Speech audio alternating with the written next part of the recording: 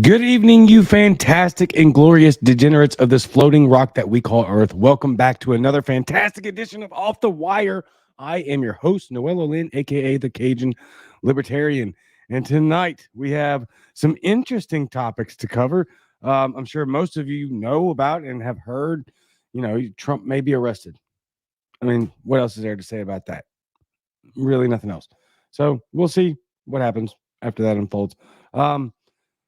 Couple of things here. Is the word picnic racist? How to deal with questions about language right now. Amazing. The reason I want to cover this, I actually did it today on my show, on my lunch show, but very, very short. I want to get into some of the verbiage, some of the way they talk about this stuff. And it really is kind of tantamount to how our society is operating right now, or at least falling victim to, right? Grants reveal Fed's horrific plans to censor American speech.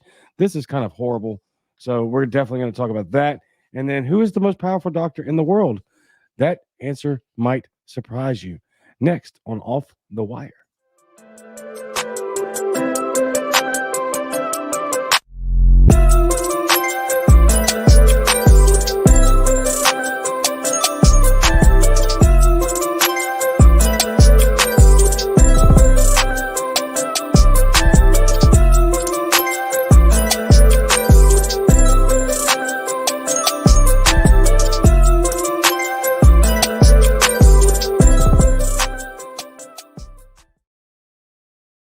Yes, indeed. Welcome back. Heather says, woohoo, listening in, but I'm working, so won't be very active. Fire. That's awesome. Thank you for listening in. Before we get started, don't forget that, this airs on YouTube and Facebook. I get a lot of people that ask me, man, why don't you promote yourself more? Why don't you promote your sites more and all that stuff? And I'm like, you know what? I'm not a huge fan of that. Like, I'm not somebody who's going to all the time tell you that you might be able to go over to Spotify, Apple Podcasts, Google Podcasts, basically anywhere you can get your podcast, sign up, follow me, subscribe, hit the notifications bell, leave me a 5-star review. That's just not something I really do all the time. Or Facebook at the Cajun Libertarian, or Twitter at the Cajun Libert one. It really drives me up the wall when people just do that incessantly. So I just don't do it. And so, obviously that is not true, but had to have a little bit of fun. So before we get into this first article, let's hear a word from our friend Spike Cohen. The game plan of You Are the Power is pretty simple. We find people who are being harmed or abused or neglected or mistreated by their local governments. And this is my life's work. We want to help people. This is something that has already began to affect real change. This isn't some distant, futuristic, utopic or utopian dream. It's already happening. It's making its course. It's making waves right now as we speak. If you want to learn how to become an effective activist and then to do actual activism and actually help people now, not wait for, like you said, some distant utopian future where libertarians take over the world and leave everyone alone. If you want to do that now, that's what we're doing. This next year is going to be the year that people see what liberty actually looks like. Not what it sounds like, not what our philosophy is, but what the actual results and idea, what the solutions behind what we do. So that's what I'm doing with You Are the Power. I would love for you to be a part of it. YouAreThePower.net. We'd love for you to become a member. And this is my life's work. Yes, indeed. Thank you, Spike. Go to youarethepower.net. You can sign up right now for free. Subscribe. Get the daily newsletter at youarethepower.net. Please do so. And don't forget to like the show, share it with your friends, and subscribe, please. All right. So I want to go over something that was actually on the lunch show today. I'm sorry, it was today. Really, I just wanted to lead off with some funny stuff. Some funny news. To be honest with you, this is going to be a very short show because the news cycle is just kind of boring. And I did a bunch of digging and just really couldn't find anything. Everything is revolving around Donald Trump again. And so we're just going to keep it short and sweet and fun tonight. This is from, again, I went over this on the lunch show today. So don't forget that drops every Monday through Friday at noon Central on the YouTube channel, Facebook, and Twitter as well. So please go watch those. Those are taking off like crazy. They're a lot of fun, mostly just funny and light. So this is from the Post Millennial from March 19th. Portland left-wing group organizes funeral for public health to mourn end of mask mandates. On funeral On Saturday, the far left radical group Mask Block PDX announced via Twitter that it would be hosting a funeral to mourn the death of public health following news that Oregon would be ending its mask mandates for healthcare settings. Man, these people, look, you got to mock them. You got to deride them. It is already hot down here in South Mississippi. Sorry. It's just too much fun, man. Like they're in a cult. This is a cult. They're holding mock funerals for public health because they ended the mask mandate as if we all didn't know they did damn near nothing this entire time. Oh, man, these people are cultists. They're cultist morons. Cultist morons. All right, moving on. Is the word picnic racist? Now, I covered this on my show, on my lunch show, and of course, it's going to get the worthy and noble meme that I made entitled, How is that racist? How is the word picnic racist? You morons. All right. Now, yes, mock it, make fun of it, deride it, but let's find out what they're really trying to say in here because there's some very dangerous language in this. All right. This is actually from August of 2020. Etymologically speaking, picnic from the French word picnic is nothing more than a potluck dinner. Yet when Southern white people made lynchings a regular occurrence at picnics, the word took on a different meaning for Black Americans. The word picnic, this is a quote, by the way, quote, the word picnic carries with it the memory that there was a time when white folks gathered to eat outside, burning Black flesh would be on the menu, explained Trevor Lindsay, an associate professor of women's studies at Ohio State University. So right off the top, this is coming from Ohio State University. My God. Incredible. This just, by the way, PolitiFact and Reuters both fact checked this and said no, the word picnic is not racist and it has nothing to do with lynchings, by the way. So keep that in mind. These people decided to still write this article. It's just unbelievably disgusting. Horrible on every level. Absolutely intellectually despotic on every level. This is just division and sowing discord and confusion within the minds of the average American, everyday American. I would say probably predominantly Gen X's or whatever, Gen Z's or whatever. I lose track of all the freaking labels. And then, of course, we get to something like this. In a global pandemic disproportionately killing people of color, as if the virus was woke somehow or anti-woke. The virus was racist. Let me say it like that, apparently, or something. My God. And a global pandemic disproportionately killing people of color, coupled with the unjust deaths of Breonna Taylor and George Floyd, both of those I agree with, have left many Americans asking, how did we get here? You're the reason we got here. Because of this is the reason we got here. Stuff like this. All right. The answer, systemic racism. Of course, it's always that. Systemic racism is made up of structures baked into our country's institutions like banking, education, and yes, language. Apparently. This is just beyond any sort of intellectual, maturity at all. It's just disgusting. Language that devalue Black people. If that's the case, here's the issue. If you think that language is devaluing Black people, then you are the racist.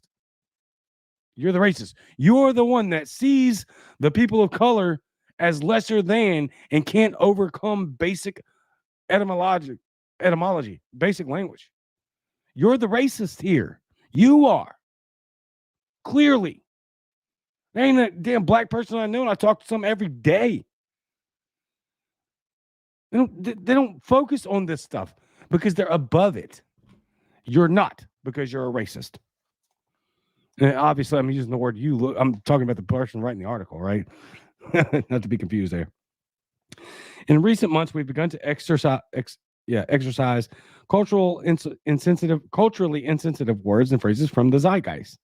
The NFL team from Washington, D.C. is now the Washington football team, which is stupid. You should have kept them the Redskins. Indians don't care. They don't. They actually like the Redskins. They actually like the term Indians. It's actually an enduring term, but whatever. until a more equitable name can be decided upon. More equitable. Okay. When writing about Black Americans, it's now preferred to capitalize the B in Black. What? So now you're putting the emphasis on their importance of these people on how you capitalize the letter in Black. You're just getting worse. You're more racist with every sentence. All right, let's keep going because I'll get sidetracked real quick. Trader Joe's execs have rescinded their plan to remove stereotypical wording and images from its packaging of Mexican, Chinese, Middle Eastern, and other foods. But there are many more examples with racist connotations that are more difficult to navigate. Can you take your family on a picnic and not hate in your heart and not hold hate in your heart? Black people. For Black people. Did Lady Antebellum really need to change its name to Lady A? No, they didn't. And yes, of course, in the first part. If they don't hold this is where we start to get into the mud, right? This is where we really need to start talking about this because what they're saying is, obviously, I don't want to give it away here. There's not much to give away. You probably are. You guys are sharp. It's the intentional confusion. It's the intentionality to make you seem as if you've been doing something that was racist and you never knew it was racist to begin with. That's by design. That's the intent. It's not actually that the word picnic is racist because somehow this smooth brain, knuckle dragging, mouth breather moron decided that we're going to relate the word picnic to lynchings. No, it's to confuse you. It's so that you will fall apart mentally and intellectually and be like, well, damn, maybe I didn't even know I was being racist. Well, then you weren't. You weren't. You can't know you're being racist. You can only be racist. Don't let these people win this battle of intellectualism. Do not cede 1 inch of ground to them because they will never stop. They will cut your throat. They will hang your body and leave you out to dry while they go after every one of your family members. Do not cede one. I'm speaking hypothetically, of course. Do not cede one strip, not 1 inch of ground to these people. Trader Joe's execs have rescinded their plan to remove stereotypical wording and images from its packaging from Mexican, Chinese, Middle Eastern, and other foods. I said that already. Sorry. But there are many more examples with racist connotations that are more difficult to navigate. Can you take your family on a picnic and not hold hate in your heart for Black people? If they don't hold the same ideals as the United Daughters of the Confederacy, can you call your room the quote master bedroom in good faith? Black people were stripped of their language and, quote, the energy around language supported whiteness and it was negative to African people. Black was evil. White was pure. That's what they want you to believe. Horrible, horrible, horrible stuff.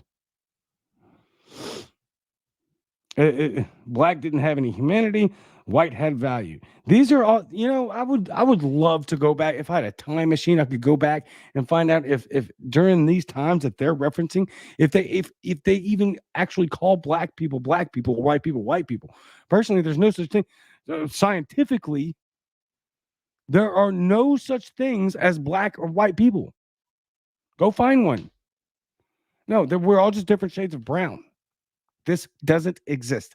This race war is a fabricated psyop meant to divide us so that we cannot unite with our fellow Americans and say, enough of this disgusting, corrupt system. That's what this is. Period. There's no such thing as black people. There ain't no such thing as white people. We're just people. We're just Americans. And we happen to have different categorically speaking, levels of melanin in our skin. It's unbelievably absurd, psychotic, and evil to do this. The words we use feed into the structure, and people in power make life or death decisions life or death decisions for others based on this structure. No, they don't. So yes, taking a pause and being deliberate about the language we use can help create a kinder society that doesn't traffic in anti-blackness. And then it goes on to talk about who should decide what's offensive. Nobody. How about that? Let's start there. Nobody. Nobody. If you're offended, grow up. That's it. You have the ability, you have the authority, you have the autonomy yourself to decide whether or not you want to be offended. Period, full stop. It doesn't matter what it is.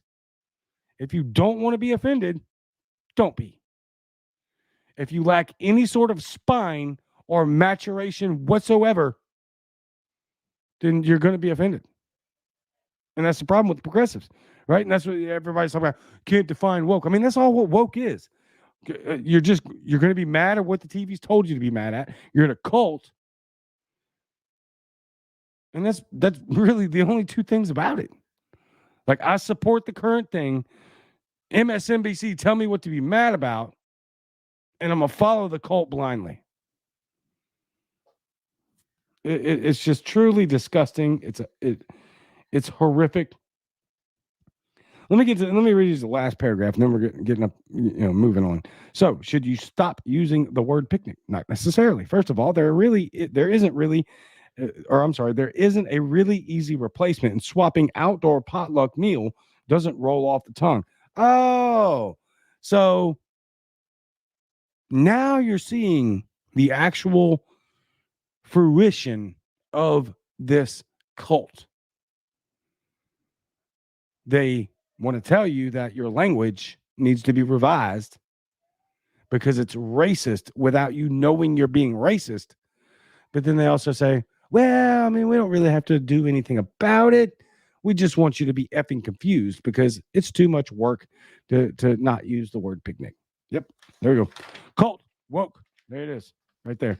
A progressive cult that shifts on the ever-changing winds on whatever it is, and that the current thing they're supposed to support is, regardless of the facts, science, data, any of that. And what am I supposed to be mad about? That's it. It's a cult. It's a cult. All right, let's check your comments real quick. There's only 4, so. The libertarian lady says, even coffee is racist now. I thought the African continent actually had far fewer fatalities. It says far fewer fatalities than the rest of the world. I don't know. Maybe. Lunatic Libertarian is in the house. Like, shared on Facebook, already subscribed. Thank you, brother. Outstanding. That being said, before we move on to the next segment, let's hear a word from our sponsor. The himself right there commenting, Lunatic Libertarian.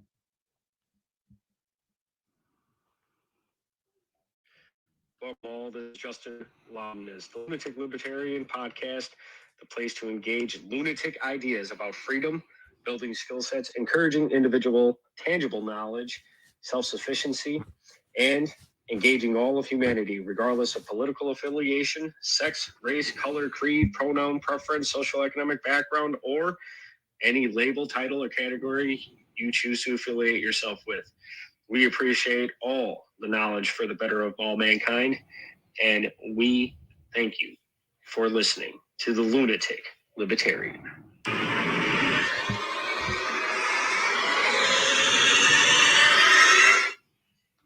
Thank you, sir, for sponsoring the show. You can follow him at Anchor, Spotify, and YouTube. That's the Lunatic Libertarian on Anchor, Spotify, and YouTube. Thank you, sir, for sponsoring the show and being a fan of the show. I've been on his. It was a lot of fun. I suggest you listen in. I had a ton of fun on his show. So thank you, Justin. All right, let's get to our next story here. Grant reveals Fed's horrific plans to censor American speech. This is from the Federalist.com on March 21st. I really want to kind of explain how much this is getting worse. And that's why I caption the show with it. Like, it has taken a horrible turn for the worse. So let's find out why. This is from the Federalist.com. There is a lot to the article, so I suggest that you go back and read the whole thing for yourself, because I only cherry picked a few things because it's rather long. So obviously I'm not going to sit here and read every word of every article, because that would make for terrible TV and radio. So I have to cherry pick what I can that I feel like is going to be most important entertainment. And hopefully that you guys go back and read up for yourselves and do this research for yourselves. All right. The U.S. government is building a vast surveillance and speech suppression web around every American. Around every American, by the way. Our government is preparing to monitor every word Americans say on the internet, the speech of journalists, politicians, religious organizations, advocacy groups, and even private citizens. Should those conversations conflict with the government's viewpoint about what is in the best interest of our community or of our country and her citizens, that speech will be silenced. While the Twitter files offer a glimpse into the government's efforts to censor disfavored viewpoints, what we have seen is nothing compared to what is planned, as the details of hundreds of federal awards lay bare. Now, that, my friends, is really the crux of it. Because once again, what we're finding is that, well, it's not particularly a singular issue with Democrats. This is two times, right? Not even two times. It's bipartisan. Anytime you hear the word bipartisan, let your ears perk up. That sucks. Bipartisan is almost always terrible. This is Democrats and excuse me. Sorry. This is Democrats and Republicans. Let's see where we at. Laid bare. Research by the Federals reveals our tax dollars are funding the development of artificial intelligence and machine learning. So you're going to hear those two things a couple of times here in the next couple of minutes. AI and ML. Artificial intelligence, which everybody knows, machine learning, which most people know. Technology that will allow the government to easily discover, quote unquote, problematic speech and track Americans reading or partaking in such conversations. So like this one. Just like this one. Just like this one. Then, in partnership with big tech, big business, and media outlets, the government will ensure that the speech is censored under the guise of combating, quote unquote, misinformation and disinformation. So none of this sounds new so far, right? Still terrible. It's the escalation that's terrible. The federal government has awarded more than 500 plus contracts or grants related to misinformation or disinformation since 2020. This is fascism. And if we're being honest with ourselves, y'all, we're sprinting past fascism straight into totalitarianism and authoritarianism. Straight up.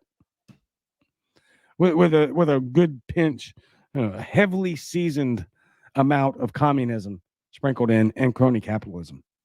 Right? They've really, look, give credit where credit's due. They've really done a good job of being able to blend and mush all of these ideologies together so they can have their total authority, global dominance. I mean, let's be real. This is what's happening. That's fascism. This is a public-private partnership where the government's giving grants to private entities to do the work to have an end run around the Constitution. That's what's going on here. All in the name of your safety, by the way, always and forever. Government cannot grow itself other than off the idea of fear, period. It grows itself because of fear. And most of the time, that fear is fabricated so that they can grow their power. One predominant area of research pushed by the Department of Defense involves the use of AI and ML technology to monitor or listen to internet conversations. The DoD and other federal agencies are now paying for profit public relations. That's funny. Just said that.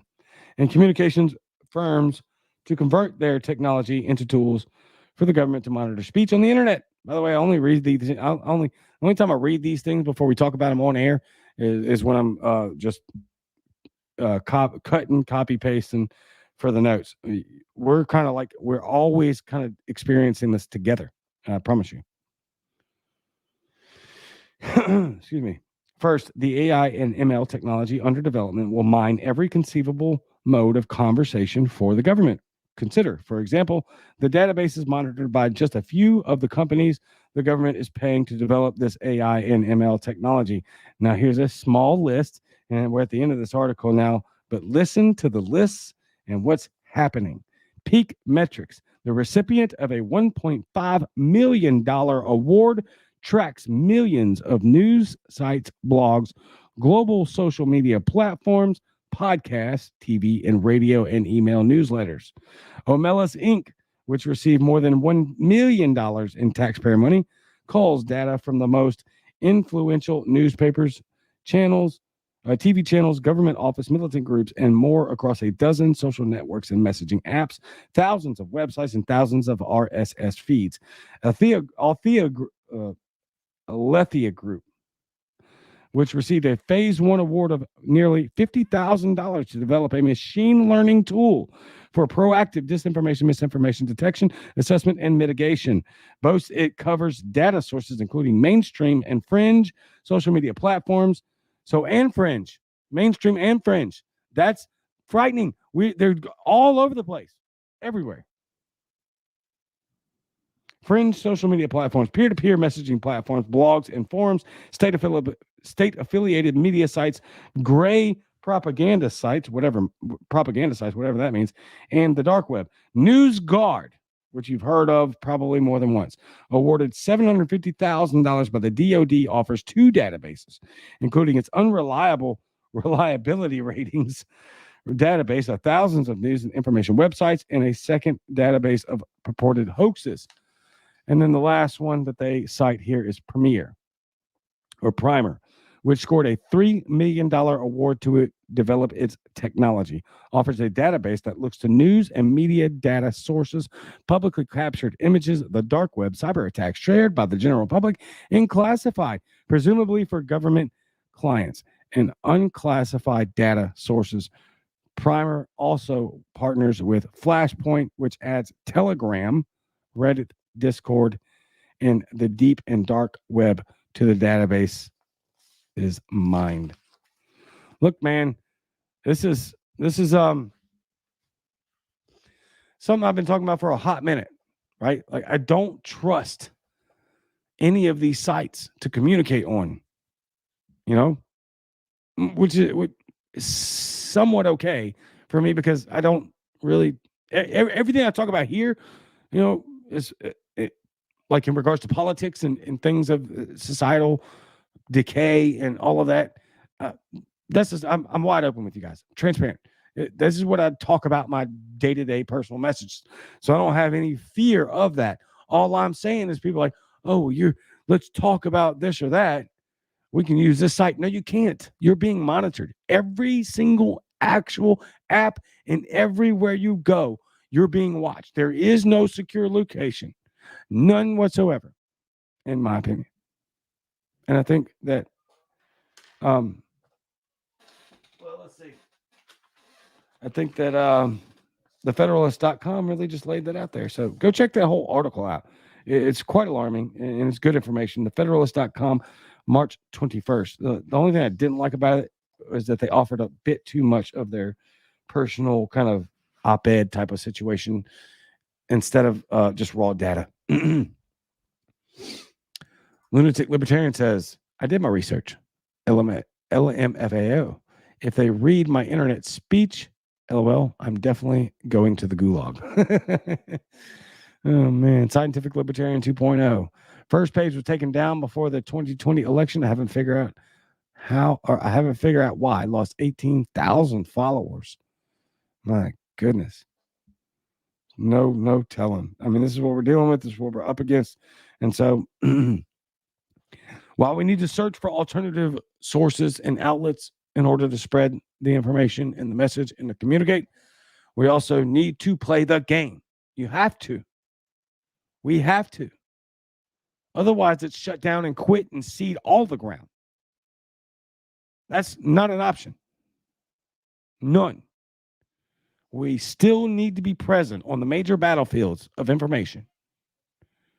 And you gotta sharpen those weapons. You gotta make better weapons. That's just all there is to it. We got to.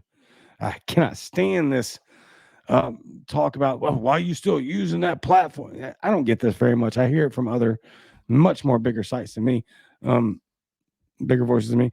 They get complaints all the time, like, you're huge. Why don't you do a different platform and you don't have to put up with this and blah, blah. No, man, you can't see ground to these people. You can't. Not one freaking inch. Not one. You give them 1 inch, they'll take a mile. Do not cede any ground.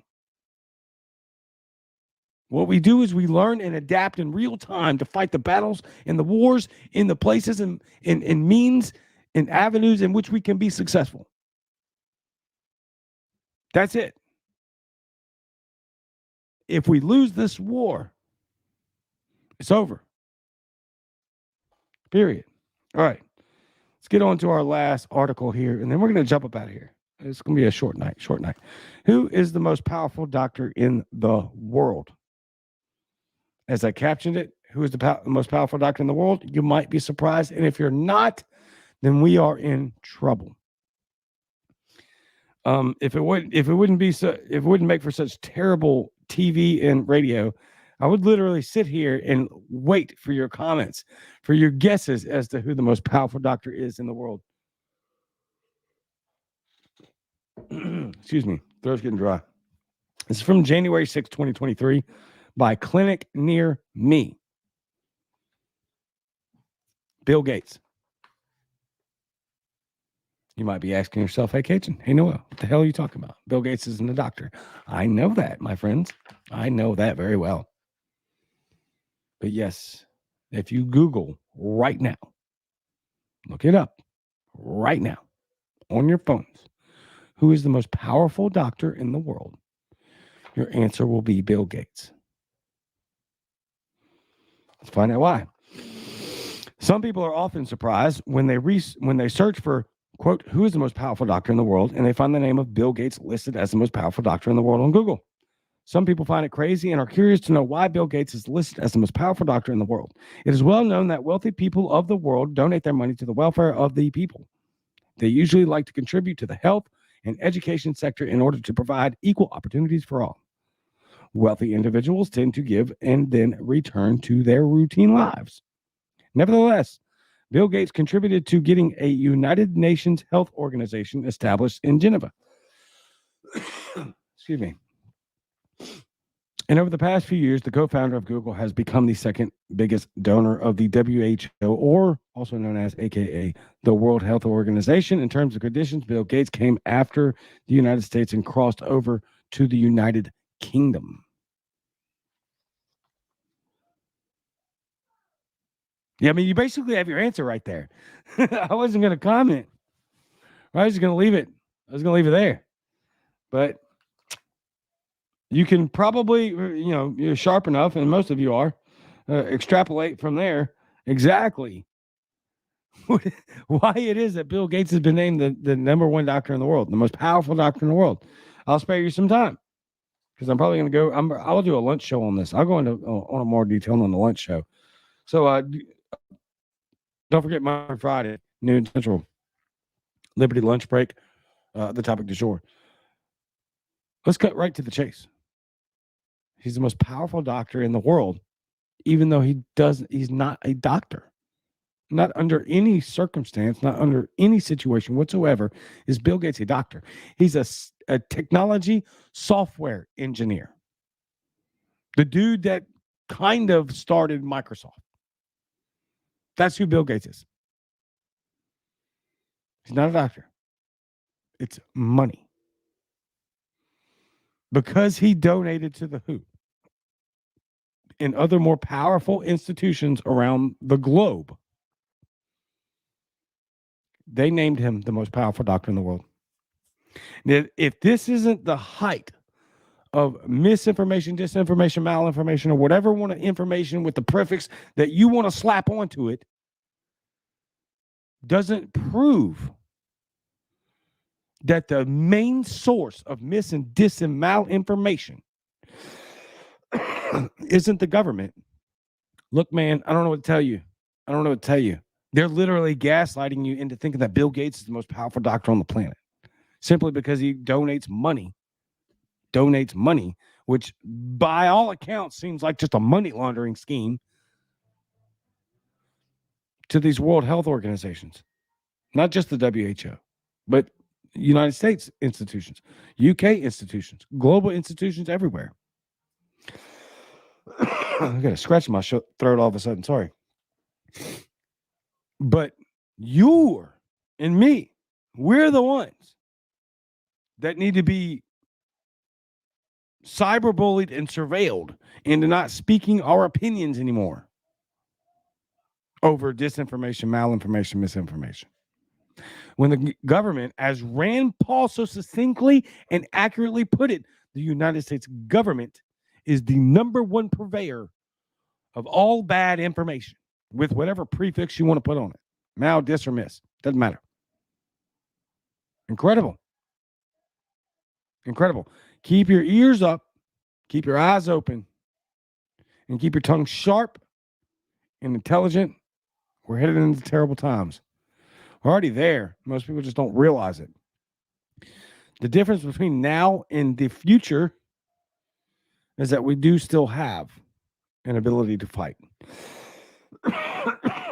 So fight in the most intelligent manner as possible in the battlefield of ideas with the people that are worthy of your audience. Okay? Don't throw pearls of swine. Don't get caught up in the muck and the mire of social media commentary. You can get on any of my pages on Facebook, especially because they have 32,000 followers. Excuse me, that's scratching my throat. It's killing me. Man, you can go through the comments. They're just toxic, horrible. And if you know somebody's being a cultist, they're anti-science, they're anti, just basic common sense. Pro-progressives. That's what you look for. MAGA cultists, like cultists. Like the ones that are criticizing Ron DeSantis for not licking the feet of Donald Trump after Donald Trump has just freaking lambasted him for no reason whatsoever. And he makes one snide comment about, I wouldn't know anything about, paying a hooker hush money. Yeah, avoid those people. Have the conversation with the reasonable people. We have a future to preserve for our children and our children's children, if there is still a chance to do so. Scientific Libertarian, if social media didn't work to be, did I read that right? If social media did not if social media didn't want to be open to free speech lawsuits, then it wouldn't tangle their male appendages with political parties. Correct. Well said. Man, censor that in real time. Anyway, please like the show, share it with your friends, subscribe. I don't mind doing a short show whatsoever. I like doing a short show. I like it when, obviously, I'm going to like it when I have much better content to deliver. But I do enjoy these short interactions. And so it also helps drag people in that, might not necessarily be used to an hour-long podcast. And so they get a shorter one, or even a shorter one like the Liberty Lunch Break Show. The topic du jour from Off the Wire, Monday through Friday at 12 Central. This one airs every Wednesday and Sunday at 6 Central, live off the wire. That will be being moved to Monday and Thursday very soon. Don't forget, like my Spotify, Apple Podcasts, Google Podcasts, which is all rooted in Spotify for podcasters. Used to be Anchor.fm. Yeah, that's blowing up. It's free for you, and I get money every time you listen to even the 2-minute show. If it's an 8-minute show, if it's an hour-long show, I get paid. Free for you. It's a scientific libertarian says appendage. Good for you. Yeah, you cut that out. Hey, man, I'm kind of impressed with myself in real time now. I was able to go to that censorship. Yeah, that's good. Thank you. Anyway, thank you all for joining me. I love you very, very much. Don't forget to share it, like it, subscribe. And, Spotify, Apple Podcasts, Google Podcasts, basically anywhere you can get your podcast, leave me a 5-star review, please. And YouTube, Facebook at The Cajun Libertarian, and Twitter at The Cajun Libert 1. And I cannot stand it when people do that. That's why I never do it, except I do it every episode, because I was told specifically by people that are better at this than I am that that's what you have to do. So I do it. If you want to donate to the show, then let me know. I'll give you the Cash App. Excuse me. Financial times are so tough, so tough. Get chickens. That's why I don't ask people for money. I mean, there's times where I have to. There's times where I have to, and I apologize. And you guys deliver every time, like amazingly. This audience is amazing at delivering that. But I don't like asking for it, so it's easier for me to just say, "Hey, go subscribe, go follow this place." Look, even if you hate me, or you don't want to listen to me over and over again, but you want to give me the views and the clicks and the downloads, shoot, throw it on your phone, put the mute button on. just give me the download, and I'll get paid by Spotify because my relationship with Spotify is picking up. Actually, it's weird. They just emailed me. Amazon Music just emailed me wanting my podcast on their show as well. So I would greatly appreciate your help and support in that area. Putting that aside, let's go back to the statement I made that nobody has any money. Get chickens. If you have like real money, get gold and silver. Buy yourself some ammo, regardless of the money that you have, and buy dry food, canned goods, anything that's salvageable. Get clean, bottled water, plastic containers. Just get backup water. Get all these things. I'm telling you, it's so freaking important because I would hate for any of you to be left behind if the excrement really hits the proverbial fan. And it might. I'm telling you, I put a poll on Twitter. Go vote, y'all. By the way, go vote. Go vote on Twitter. I put a poll up. Can America survive another 4 years of Biden? Yes, no, we're already done. All right, go vote. Also, glad I remember that. On every episode from now on, I will put a poll on Spotify because it allows you to put a poll on each show. The poll will read every single time. So please go vote. It'll say, will you pay 99 cents a month to download this show? Yes, no, I'd pay $2 to $5. It's going to be on every episode. So please go download or please go vote. Not a Real Libertarian Podcast says, I hear this is where all the gun grabbers hang out. Well, my friend, bootleg. If you find that out, let me know because I haven't found any gun grabbers yet. This is not a show for commies, and since you probably are one, then you can do what we like to say here on this show, and that's kick rocks. And this is an anti-communist show. No communist welcome unless you're a communist that is willing to have an open debate and would change your mind, which that would make you not a communist. No communists allowed. No communists allowed, like the bootleg libertarian Christopher. That's hilarious, though. All right, thank y'all very much for joining this show. The F in communism stands for food. That's right, exactly. Fantastic way to end it. I love you very much. Thank you so much. Like, share, subscribe, Spotify, YouTube, Google Podcasts, Apple Podcasts, all that crap.